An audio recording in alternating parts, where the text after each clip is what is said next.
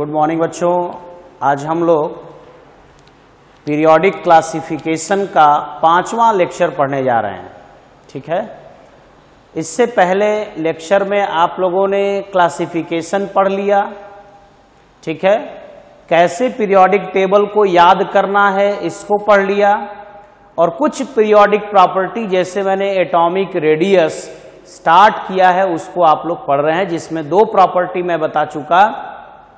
एक covalent radius यानी सहसंयोजक त्रिज्या क्या कहलाती है, और वांडर वाल्स त्रिज्या क्या कहलाती है, इन दोनों के बारे में आप लोग पढ़ चुके हैं। आज हम लोग तीसरी रेडियस पढ़ने जा रहे हैं बच्चों, और इस रेडियस का नाम क्या है? इसका नाम है क्रिस्टल रेडियस। क्रिस्टल त्रिज्या किसे कहते हैं? क्रिस्टल त्रिज्या सामान्यतः धातुओं के लिए प्रयोग की जाती है। सामान्यतः धातुओं के लिए क्रिस्टल त्रिज्या का प्रयोग किया जाता है। क्रिस्टल त्रिज्या किसे कहते हैं?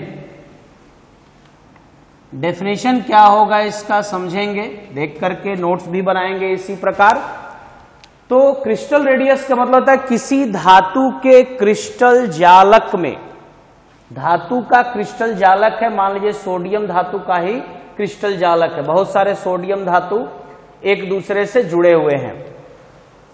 क्रिस्टल जालक में 2 पास पास वाले परमाणुओं के नाभिकों की बीच की दूरी के आधे भाग को उस परमाणु की क्रिस्टल त्रिज्या कही जाती है, क्रिस्टल त्रिज्या कहते हैं। मान लीजिए धातुओं के लिए ही प्रयोग की जाती है, तो एक सोडियम मेटल है और ये दूसरा सोडियम मेटल, इन दोनों, इसमें और भी बहुत सारे दूसरे भी एटम हो सकते हैं, लेकिन यहाँ पे क्रिस्टल जालक किसी सोडियम धातु का क्रिस्टल जालक है। इन दोनों परमाणुओं के नाभिकों के यदि बीच की दूरी मान लिया जाए कि 3.6 एंगस्ट्रॉम है, तो इसका मतलब इसका यदि आधा करोगे तो 1.8 एंगस्ट्रॉम इस सोडियम धातु की क्या होगी? क्रिस्टल त्रिज्या होगी। ठीक है, और क्रिस्टल त्रिज्या जनरली यानी सामान्यतः धातुओं के लिए प्रयोग की जाती है। ठीक है, अब हम लोग बात करते हैं बच्चों चौथी त्रिज्या के बारे में, जिसका नाम है आयनिक त्रिज्या। ठीक है, और आयनिक में धनायन की भी त्रिज्या होती है और ऋणायन की भी त्रिज्या होती है, दोनों के बारे में हम लोग बात करेंगे।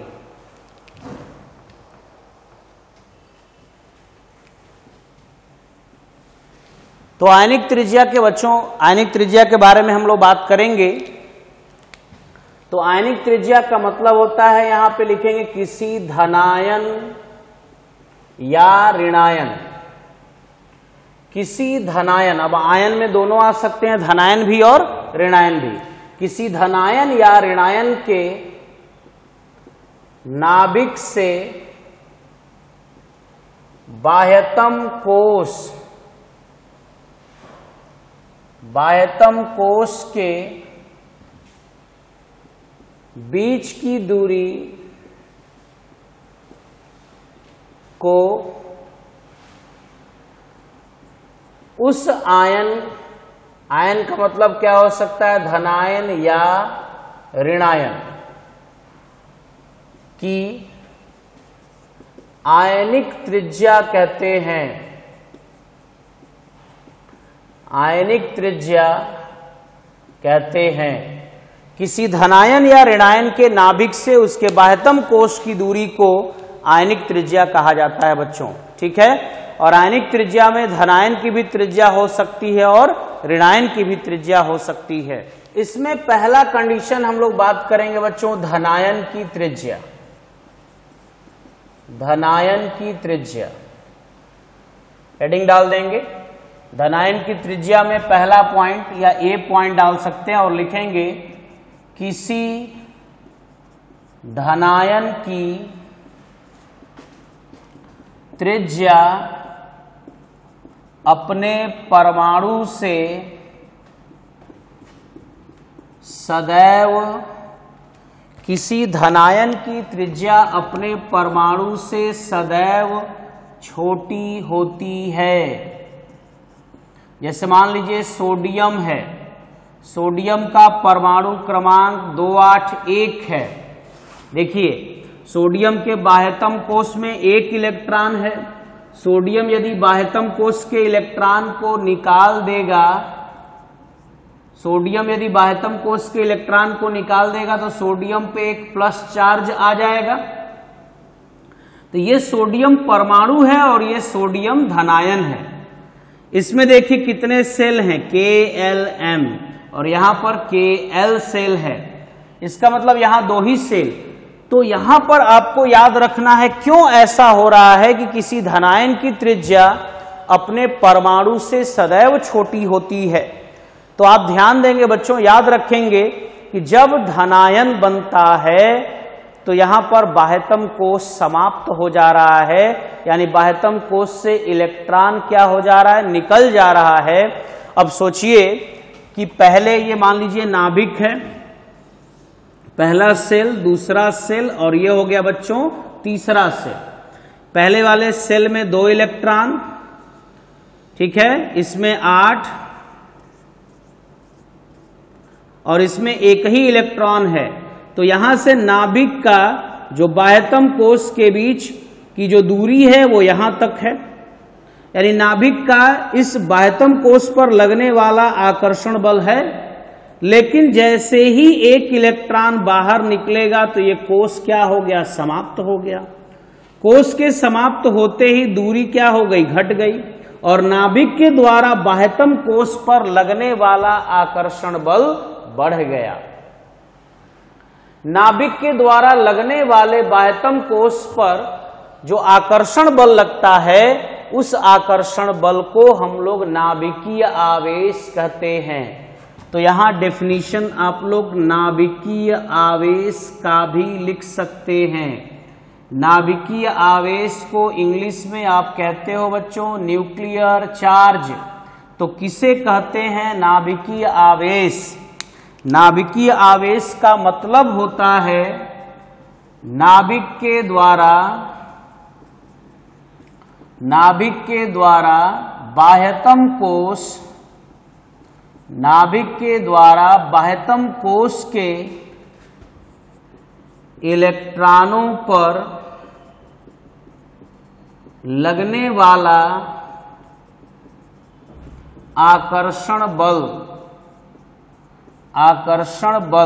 नाभिक के द्वारा बाह्यतम कोश के इलेक्ट्रॉनों पर लगने वाला आकर्षण बल नाभिकीय आवेश कहलाता है। नाभिकीय आवेश कहलाता है। अब एक चीज समझ लीजिए कि यदि नाभिकीय आवेश बढ़ेगा तो त्रिज्या हमेशा क्या होगी, छोटी होगी। तो आपको याद रखना होगा आयनिक त्रिज्या नाभिकीय आवेश के यानी न्यूक्लियर चार्ज के व्युत क्रमानुपाती होती है। आयनिक त्रिज्या नाभिकीय आवेश के व्युत क्रमानुपाती होती है, ये याद रखना होगा। यदि नाभिकीय आवेश बढ़ेगा तो आयनिक त्रिज्या क्या होगी, घटेगी। तो आपको बच्चों याद रखना होगा कि यदि बाह्यतम कोश का इलेक्ट्रॉन निकल रहा हो और धनायन बन रहा हो, क्योंकि आप जानते हैं धातुओं का नेचर होता है इलेक्ट्रॉन को त्याग कर धनायन बनाना। तो जब धातु इलेक्ट्रॉन त्यागेंगे धनायन बनेगा, तो धनायन बनने पर नाभिकीय आवेश क्या होगा, बढ़ेगा। और नाभिकीय आवेश यदि बढ़ेगा तो आयनिक त्रिज्या का मान क्या होगा बच्चों, घटेगा। अच्छे से समझ लीजिए, इसको बढ़िया से याद रखिए कि नाभिकीय आवेश के बढ़ने से आयनिक रेडियस क्या होगा, डिक्रीज करता है, घटता है। ये इसके व्युत क्रमानुपाती होता है। तो चलिए पहला पॉइंट आप लोग याद रखेंगे, किसी धनायन की त्रिज्या अपने परमाणु से सदैव छोटी होती है। ठीक है ना।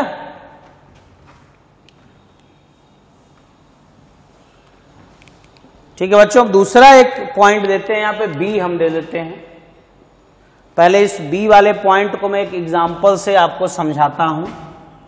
मान लीजिए सोडियम Na+ है, मैग्नीशियम Mg2+, एल्यूमिनियम Al3+ है, दिया हुआ। इसमें आप देखिए नंबर ऑफ इलेक्ट्रॉन कितने हैं, इसमें इलेक्ट्रॉनों की संख्या कितनी है, प्रोटॉनों की संख्या कितनी है, ये दोनों देख लिया जाए।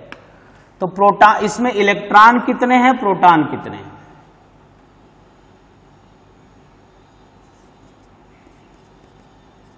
इलेक्ट्रॉन, एक इलेक्ट्रॉन निकल गया, इसका एटॉमिक नंबर 11 होता है। एक इलेक्ट्रॉन निकल चुका तो 10 इलेक्ट्रॉन।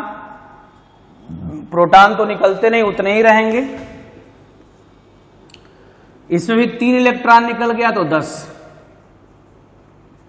यहां देखिए, ये तीनों अलग अलग प्रकार के धनायन हैं।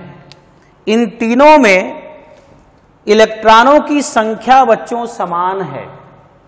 तो पूछा जा रहा है कि इनमें से रेडियस किसका बड़ा होगा, या किसका रेडियस, किसकी जो त्रिज्या है वो बड़ी होगी या छोटी होगी, कैसे डिसाइड करोगे। समझिए, अब यही कॉन्सेप्ट है कि यदि विभिन्न धनायनों में, यदि विभिन्न धनायनों में इलेक्ट्रॉनों की संख्या समान है, तो यदि विभिन्न धनायनों में इलेक्ट्रॉनों की संख्या समान है तो उस धनायन की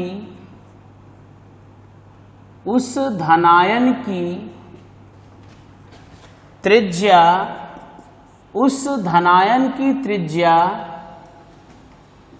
सबसे छोटी होती है जिसके पास प्रोटॉनों की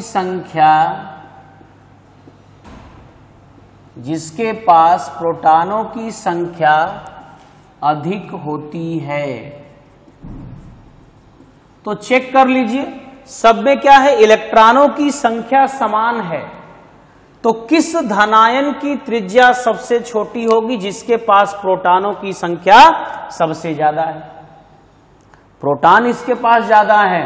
आप सोचिए कि नाभिक में यदि 13 प्रोटॉन है, आप ऐसे समझिए कि 11 लोग 10 लोगों को अच्छे से पकड़ कर रखेंगे बच्चों, कि 12 लोग 10 लोगों को अच्छे से पकड़ करके रखेंगे, कि 13 लोग 10 बच्चों को अलग से पकड़ कर अच्छे से पकड़ करके रखेंगे।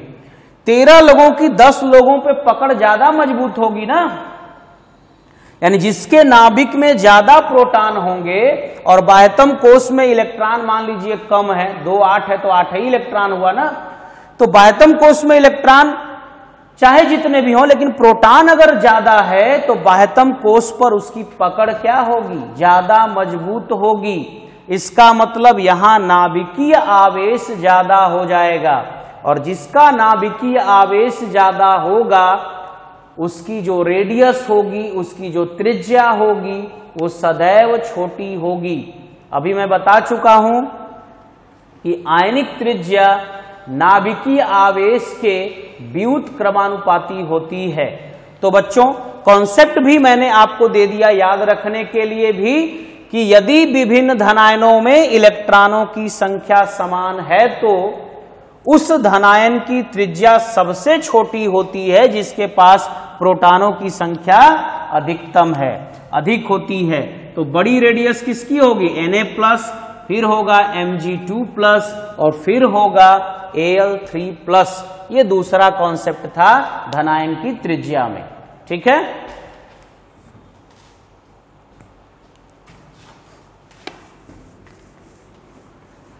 अब बच्चों देखिए तीसरा कॉन्सेप्ट।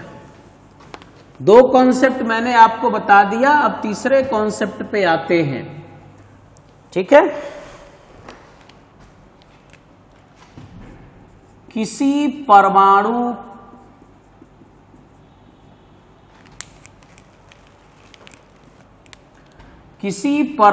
के धनायन पर जितना अधिक धनावेश किसी परमाणु के धनायन पर जितना अधिक धनावेश होता है उसकी त्रिज्या उतनी ही छोटी होती जाती है। किसी परमाणु के धनायन पर जितना अधिक धनावेश होता है उसकी त्रिज्या उतनी ही छोटी होती जाती है।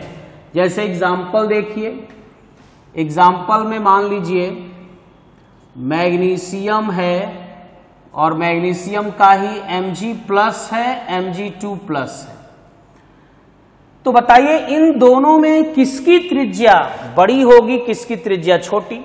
तो इस पर क्या हो रहा है, धनावेश बढ़ रहा है। तो बच्चों याद रखना, एक चीज याद रखो नोट में, धनावेश बढ़ने पर नाभिकीय आवेश बढ़ता है। धनावेश बढ़ने पर नाभिकीय आवेश बढ़ता है और नाभिकीय आवेश बढ़ने पर त्रिज्या छोटी हो जाती है। ठीक है ना, कॉन्सेप्ट क्लियर रखिए कि धनावेश बढ़ने पर नाभिकीय आवेश बढ़ता है, तो धनावेश यहां बढ़ रहा है, तो जिसका धनावेश बढ़ेगा उसका नाभिकीय आवेश भी बढ़ेगा और नाभिकीय आवेश बढ़ेगा तो उसकी त्रिज्या क्या होगी, छोटी होगी। तो इसकी त्रिज्या बड़ी होगी, इसकी त्रिज्या छोटी होगी। ठीक है, चलिए एक और एग्जांपल देते हैं बच्चों। Fe2+ और Fe3+, ठीक है ना, ये साधारण इसका परमाणु है और ये दोनों आयन है, इसको फेरस कहते हैं, इसको फेरिक कहते हैं। इसमें देखिए नंबर ऑफ इलेक्ट्रॉन 26 है, 2 इलेक्ट्रॉन निकल गया तो 24 है, 1 इलेक्ट्रॉन और निकल गया तो 23 है। Number of proton 26, 26, 26। प्रोटॉन अपने जगह पे है, तो यहां देखिए आयरन पर क्या बढ़ रहा है, धनावेश बढ़ रहा है कि नहीं? तो अभी मैंने आपको बताया कि धन आवेश यदि बढ़ेगा तो नाभिकीय आवेश भी बढ़ेगा और यदि नाभिकीय आवेश बढ़ा तो त्रिज्या क्या होगी, सदैव छोटी होगी। तो इसकी त्रिज्या छोटी, इसकी बड़ी, इसकी सबसे बड़ी, तो ये हमारा ऑर्डर हो जाएगा। ध्यान देंगे बेटा, ये चैप्टर ऐसा है कि किसी भी कॉम्पिटिटिव एग्जाम में 12th में भी आपको P ब्लॉक में, D ब्लॉक में, सब में काम आने वाला है और ये बहुत बेसिक चैप्टर आप पढ़ रहे हैं। आप रट करके P block, S block, D block को याद नहीं कर सकते या कॉन्सेप्ट को समझ नहीं सकते जब तक कि आपको उसका बेसिक कॉन्सेप्ट नहीं क्लियर होगा। और बेसिक कॉन्सेप्ट बच्चों आपको 11th में ही क्लियर होता है। जिन बच्चों के 11th जो है क्लियर नहीं होते, फिर वो 12th में भी जा करके भोगते हैं, 12th में भी जाके परेशान रहते हैं, फिर से उनको 11th वाली चीज़ों को पढ़ना पड़ता है या उसी तरीके से फिर अपना पढ़ाई करते हैं और अंततः उनको साइंस छोड़ना पड़ता है या और कोई विकल्प उनके सामने नहीं दिखाई देता है। तो यहां हम लोगों ने बात किया धनायन की त्रिज्या का और इसमें 3 कॉन्सेप्ट मैंने बताया बच्चों। अब आते हैं ऋणायन की त्रिज्या की बात करते हैं। जैसे मैंने धनायन की त्रिज्या बताया उसी तरीके से ऋणायन की भी त्रिज्या होती है और ऋणायन की त्रिज्या पर देखिए क्या इफेक्ट होता है, इलेक्ट्रॉन, प्रोटॉन और नाभिकीय आवेश उसका कैसे घटता बढ़ता है, इसके बारे में समझिए। परमाणु जब बेटा इलेक्ट्रॉन त्याग देता है तो उसके ऊपर धनावेश क्यों आ जाता है? लॉस करेगा इलेक्ट्रॉन, तो जाहिर सी बात है कि लॉस का मतलब क्या होता है, पॉजिटिव साइन। लॉस किया इलेक्ट्रॉन तो उसके ऊपर पॉजिटिव साइन, गेन किया इलेक्ट्रॉन, एक्स्ट्रा इलेक्ट्रॉन चला आया तो उसके ऊपर नेगेटिव चार्ज। तो यहां देखिए ऋणायन की त्रिज्या, ऋणायन की त्रिज्या की बात करेंगे हम लोग और इसमें पहला पॉइंट है। अब आप बताइए कि किसी ऋणायन की त्रिज्या, जैसे मैंने किसी धनायन की त्रिज्या की बात की थी, उसी तरीके से बात कर रहा हूं, किसी ऋणायन की त्रिज्या अपने परमाणु से, बताइए किसी ऋणायन की त्रिज्या अपने परमाणु से बड़ी होगी या छोटी? किसी ऋणायन की त्रिज्या अपने परमाणु से सदैव बड़ी होती है। समझ में आई बात? ऋणायन की त्रिज्या अपने परमाणु से सदैव बड़ी होती है। बच्चों ध्यान दो, यहां मैं नोट में एक बात लिख दे रहा हूं, इलेक्ट्रॉन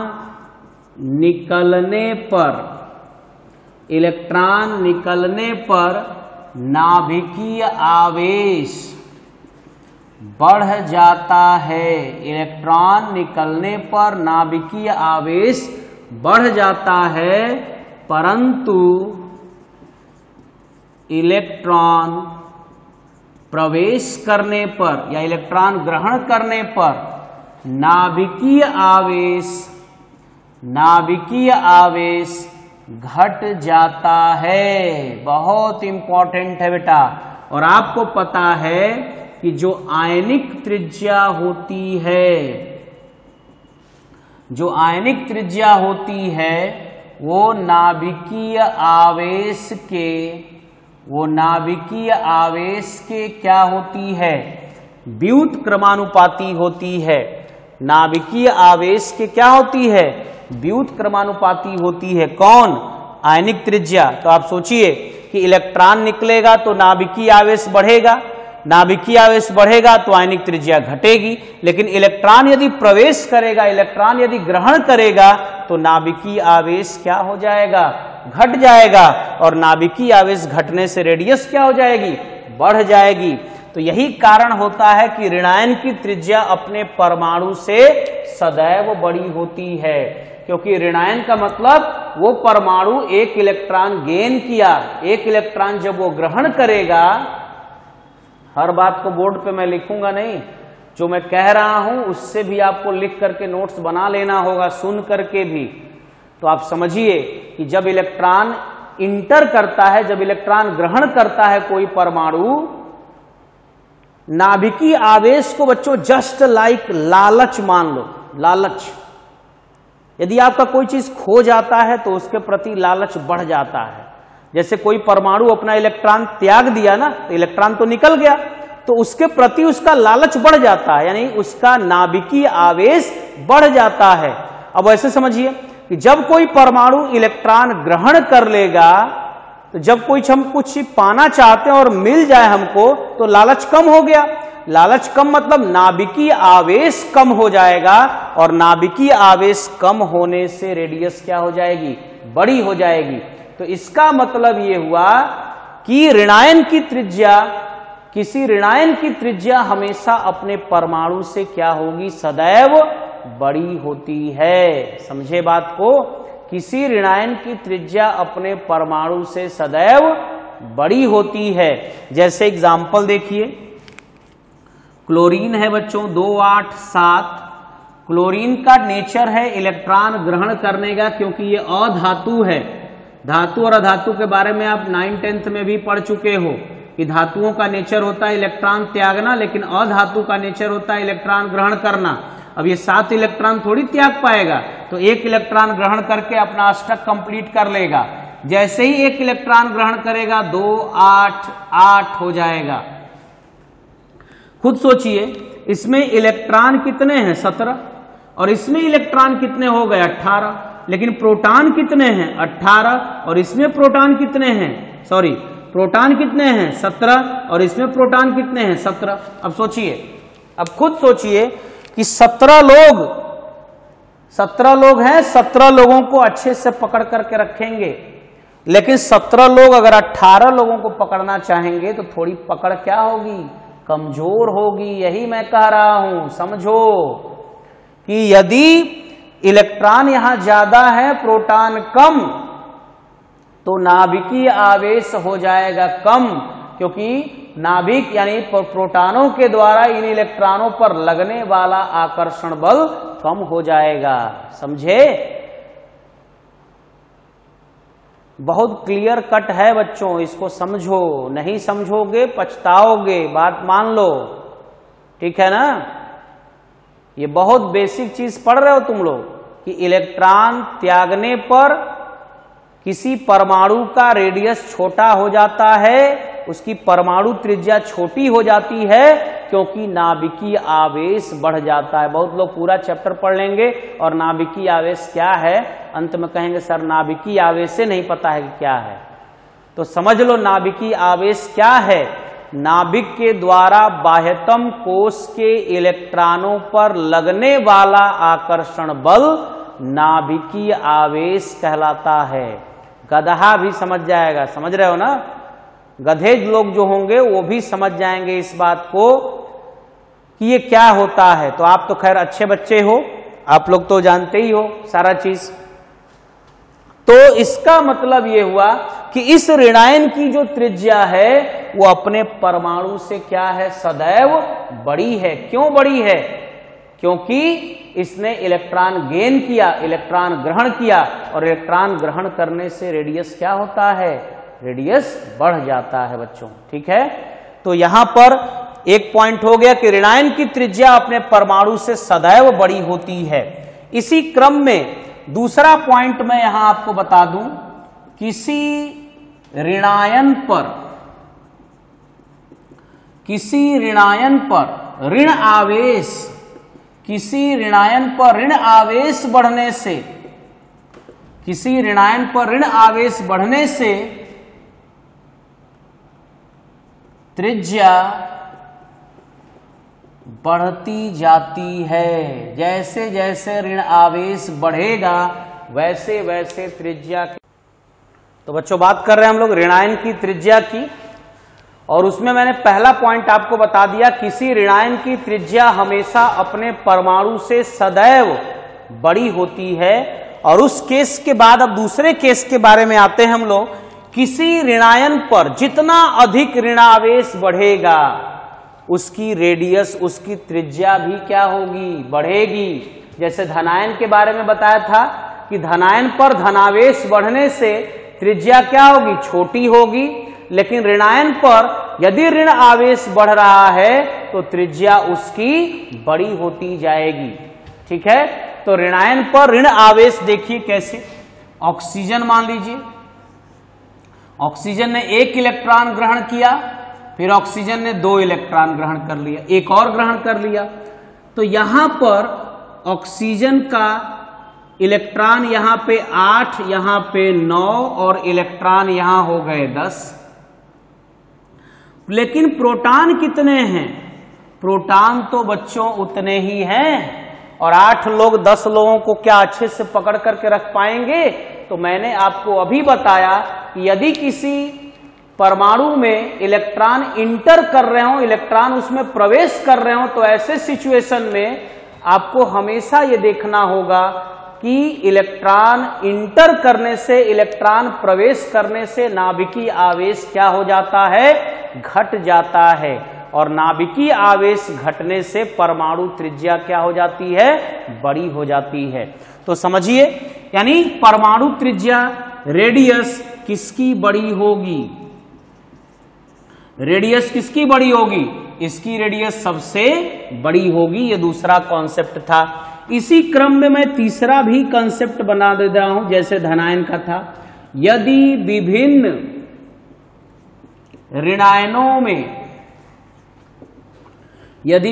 ऋणायनों में इलेक्ट्रॉनों की संख्या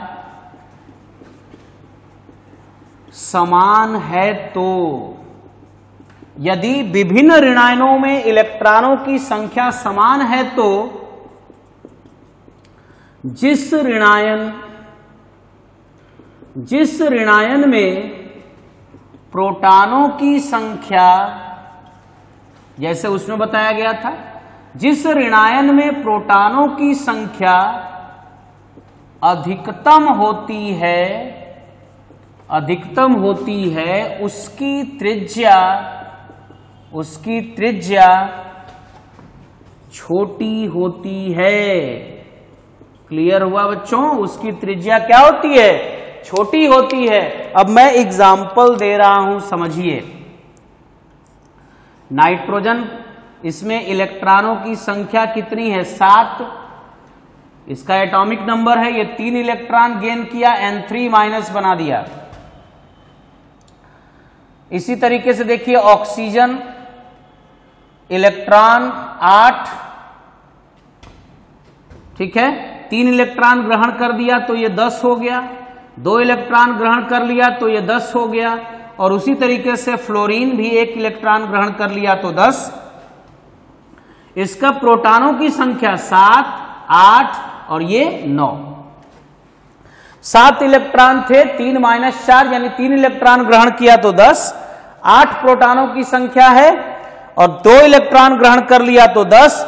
9 इसमें है, 9 इसमें प्रोटॉनों की संख्या है, 1 इलेक्ट्रॉन ग्रहण कर लिया तो इसका भी क्या हो गया? 10। तो समझिए बच्चों, अभी मैंने लिखवाया कि यदि विभिन्न ऋणायनों में इलेक्ट्रॉनों की संख्या समान है तो इन तीनों में इलेक्ट्रॉनों की संख्या क्या है बच्चों? समान है। तो कहा गया कि जिस ऋणायन में प्रोटॉनों की संख्या अधिकतम होती है, तो प्रोटॉन की संख्या अधिकतम इसमें है, उसकी त्रिज्या सबसे क्या होगी? छोटी होती है। तो प्रोटॉनों की संख्या जिसमें सबसे बड़ी होगी उसकी त्रिज्या सबसे बड़ी होगी। ये आप लिख सकते हो आयनिक रेडियस या आयनिक त्रिज्या, और आयनिक त्रिज्या बच्चों N3 माइनस की सबसे बड़ी होगी, फिर O2 माइनस, फिर F माइनस। तो 3 कॉन्सेप्ट मैंने आपको इसमें बताया और 3 कॉन्सेप्ट धनायन की त्रिज्या में बताया। अब आवर्त सारणी में बच्चों क्रमिक परिवर्तन की बात करते हैं हम लोग, ठीक है। अच्छे से वीडियो को 2 बार 3 बार चला करके देख लिया करो, अच्छे से क्लियर हो जाए कोई भी चीज। बार फिर जो है नोट्स बनाना शुरू करो। ये नहीं कि वीडियो स्टार्ट किया, क्या कह रहे हैं वो नहीं समझना है और नोट्स बनाना शुरू हो गया, तो ये काम ना हो। पहले क्या करना है? पहले पूरा वीडियो ध्यान से बच्चों सुनना है, देखना है, हर एक चीज को समझना है, उसके बाद नेक्स्ट टाइम में आपको लिखना है, ठीक है। चलिए देखिए, तो बात करते हैं हम लोग क्रमिक परिवर्तन की, पीरियोडिक ट्रेंड्स की बात करते हैं। क्रमिक परिवर्तन, आवर्त सारणी में क्रमिक परिवर्तन, और पहला बच्चों हम लोग ले लेते हैं वर्ग में, इन अ ग्रुप। अब बताइए, किसी वर्ग में ऊपर से नीचे जाएंगे तो परमाणु त्रिज्या या आयनिक त्रिज्या का मान बढ़ेगा या घटेगा? बताइए क्या होगा। तो हम यहां पे कॉन्सेप्ट पहले लिख दे रहे हैं। किसी वर्ग में हमेशा ऊपर से नीचे जाते हैं बच्चों, टॉप टू बॉटम जाते हैं, डाउन द ग्रुप जाते हैं। किसी वर्ग में ऊपर से नीचे जाने पर परमाणु त्रिज्या का मान बढ़ता जाता है। क्यों बढ़ता जाता है? क्योंकि कोषों की संख्या बढ़ती जाती है तथा नाभिकीय आवेश, न्यूक्लियर चार्ज तथा नाभिकीय आवेश घटता जाता है। और आपको मैं बता चुका हूं कि परमाणु त्रिज्या या आयनिक त्रिज्या नाभिकीय आवेश के यानी न्यूक्लियर चार्ज के व्युत क्रमानुपाती होता है। तो सोचिए कि वर्ग में यदि ऊपर से नीचे जाएंगे, जैसे example lithium, sodium, potassium, rubidium, caesium, francium, यह है 3, 11, 19, 37। इसी तरीके से आप लिख सकते हो 55। तो जितना भी जो एटॉमिक नंबर है इसका इलेक्ट्रॉनिक विन्यास 21, 281, 2881, इस तरीके से लिख रहे हो। इसमें सेल देखो कितना है, KL, KLM, KLMN। इसका मतलब मान लीजिए ये नाभिक है, पहले वाले में K और L सेल, तो डिस्टेंस यहां तक होगा, फिर एक सेल और बढ़ा तो डिस्टेंस बढ़ा, फिर एक सेल बढ़ा तो डिस्टेंस बढ़ा। इसका मतलब जैसे जैसे डाउन द ग्रुप आएंगे, वर्ग में ऊपर से नीचे आएंगे, तो कोषों की संख्या बढ़ती जाएगी। कोषों की संख्या बढ़ने से क्या होगा, नाभिकीय आवेश घटता जाएगा। देखिए क्यों नाभिकीय आवेश घटेगा बच्चों, क्योंकि जो बाह्यतम कोष है वो नाभिक से दूर होता जाएगा। बाह्यतम कोष अगर नाभिक से दूर होता जाएगा तो नाभिक के द्वारा बाह्यतम कोष के इलेक्ट्रॉनों पर लगने वाला आकर्षण बल कम होता जाएगा। इस वजह से नाभिकीय आवेश घटता जाएगा। और आपको बता दिए हैं कि नाभिकीय आवेश घटेगा तो परमाणु या आयनिक त्रिज्या का मान क्या होगा, बढ़ जाएगा। ठीक है, तो ये वर्ग में याद रखना है आपको कि किसी वर्ग में ऊपर से नीचे जाते हैं तो परमाणु या आयनिक त्रिज्या का मान बढ़ता जाता है, क्योंकि कोषों की संख्या बढ़ती है, नाभिकीय आवेश कम होता है, इसलिए परमाणु या आयनिक त्रिज्या का मान बढ़ता जाता है। चलिए देखिए इसका दूसरा पोर्शन है बच्चों, आवर्त में। इन अ पीरियड, किसी आवर्त में, और आवर्त में बच्चों हम लोग हमेशा लेफ्ट टू राइट जाते हैं, आप भी जानते हैं, क्योंकि आवर्त क्षैतिज होता है। तो क्या लिखोगे, किसी आवर्त में बाएं से दाएं, किसी आवर्त में बाएं से दाएं जाने पर, किसी आवर्त में बाएं से दाएं जाने पर परमाणु त्रिज्या का मान घटता जाता है,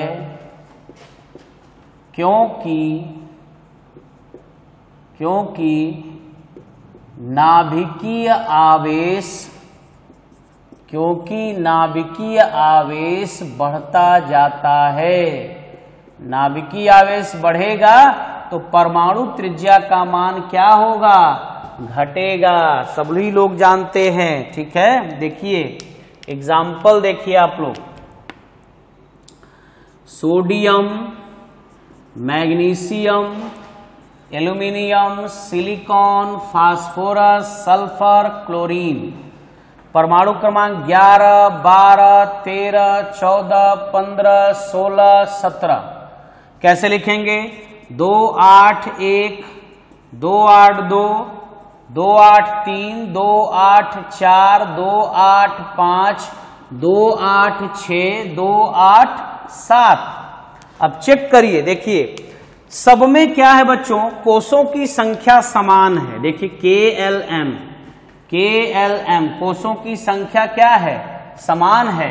यदि कोषों की संख्या समान है तो KLM सब में देखिए कोषों की संख्या समान है, लेकिन क्या दिक्कत हो रहा है कि बाह्यतम कोष में इलेक्ट्रॉन बच्चों बढ़ रहे हैं।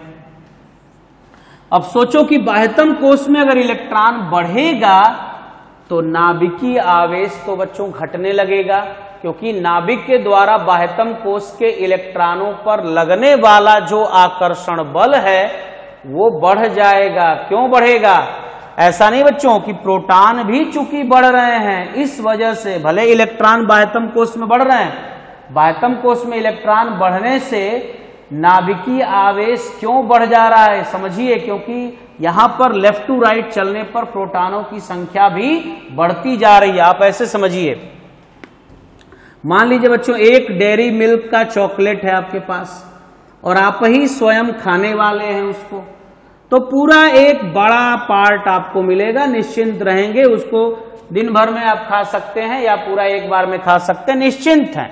लेकिन जैसे ही 2 लोग हो गए तो चॉकलेट की संख्या वही है और लोगों की संख्या 2 हो गई, तो ये लोग क्या करेंगे, इसको छोटा करेंगे।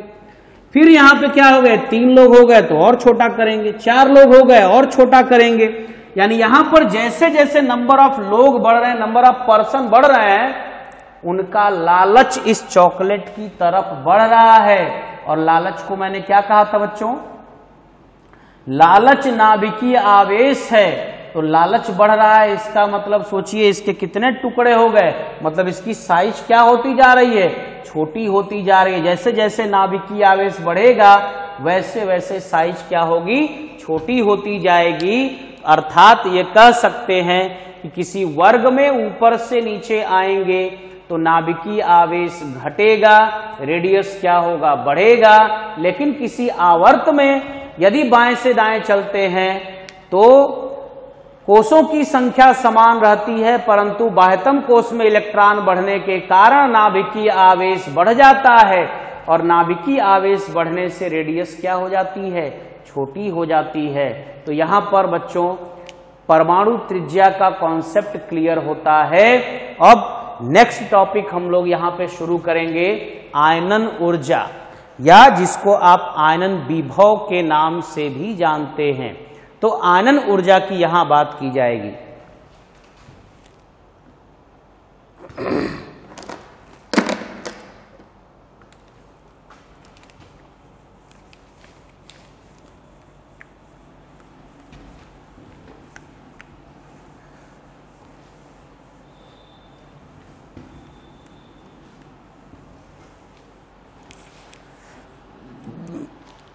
तो बच्चों बात करते हैं कि आयनन ऊर्जा किसे कहते हैं, यह हमारा दूसरा टॉपिक है। आयनन ऊर्जा, और इंग्लिश में आप इसको कहते हैं बच्चों आयोनाइजेशन, आयोनाइजेशन एनर्जी। आयनन ऊर्जा किसे कहते हैं, पहले इसकी परिभाषा लिखी जाए। क्या है परिभाषा इसकी, किसी विलगित, विलगित माने होता है बच्चों आइसोलेटेड, आइसोलेटेड मीन्स बिल्कुल अलग, किसी से बंधा नहीं हो, बिल्कुल स्वतंत्र हो। किसी विलगित गैसीय परमाणु, किसी विलगित गैसीय परमाणु के बाह्यतम कोष,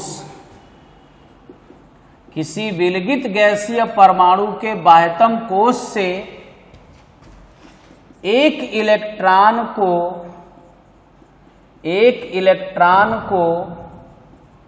पूर्ण रूप से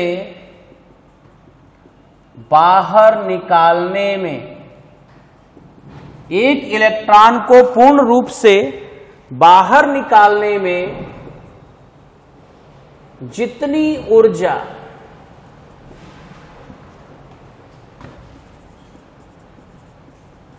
जितनी ऊर्जा की आवश्यकता होती है, बाहर निकालने में जितनी ऊर्जा की आवश्यकता होती है, वह उस परमाणु की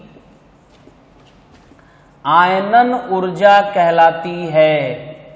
वह उस परमाणु की आयनन ऊर्जा कहलाती है। किसी विलगित गैसीय परमाणु के, यानी परमाणु स्वतंत्र रूप से हो, किसी विलगित गैसीय परमाणु के बाह्यतम कोष से एक इलेक्ट्रॉन को पूर्ण रूप से बाहर निकालने में जितनी ऊर्जा की आवश्यकता होती है, उस ऊर्जा को हम लोग कहते हैं आयनन ऊर्जा, आयोनाइजेशन एनर्जी कहा जाता है बच्चों। ठीक है,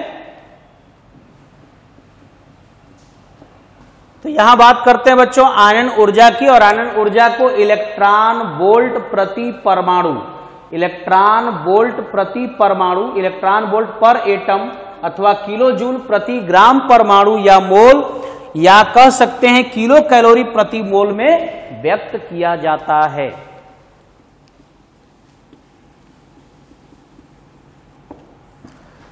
तो बच्चों बात करते हैं आयनन ऊर्जा की। डेफिनेशन मैंने इसका बता दिया, यहां पर आप समझिए कि इसका मात्रक होता है इलेक्ट्रॉन वोल्ट प्रति परमाणु या किलो जूल प्रति ग्राम परमाणु या मोल या किलो कैलोरी प्रति मोल में इसको व्यक्त किया जाता है। अब यदि आपसे पूछा जाए कि आयनन विभव क्या है, आयोनाइजेशन पोटेंशियल क्या है, यदि ये पूछा जाए तो इसको भी क्लियर कर लीजिए कि आयनन ऊर्जा का मान इलेक्ट्रॉन वोल्ट प्रति एटम में आयनन विभव के वोल्ट में मान के बराबर होता है। यानी आयनन ऊर्जा का जो मान इलेक्ट्रॉन वोल्ट प्रति परमाणु है, यदि आयनन विभव का वोल्ट में जो मान होगा उसी के वो क्या होगा, बराबर होगा। यानी आयनन विभव वोल्ट में वह विभवांतर होता है जो किसी परमाणु को आयनीकृत करने के लिए ऊर्जा प्रदान करता है। इसी को हम लोग कहते हैं बच्चों आयनन विभव।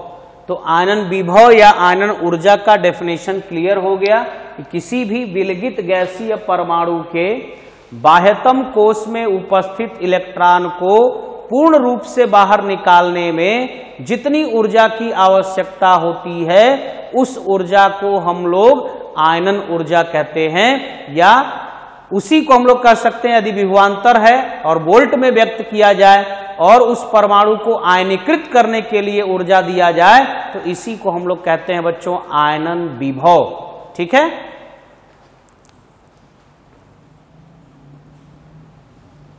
अब समझिए बच्चों, किसी परमाणु से प्रथम इलेक्ट्रॉन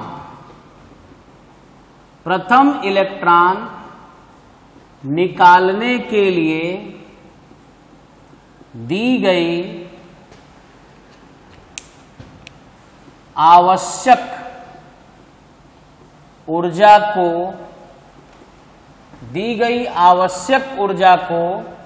प्रथम आयनन ऊर्जा कहते हैं।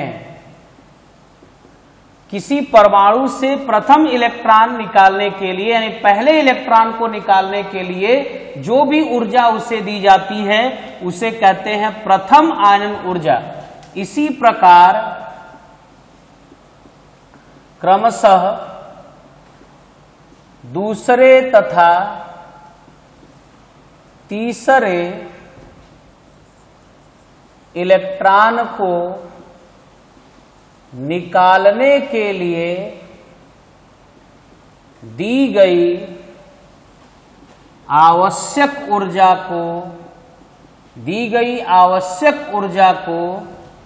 क्रमशः द्वितीय एवं तृतीय आयनन ऊर्जा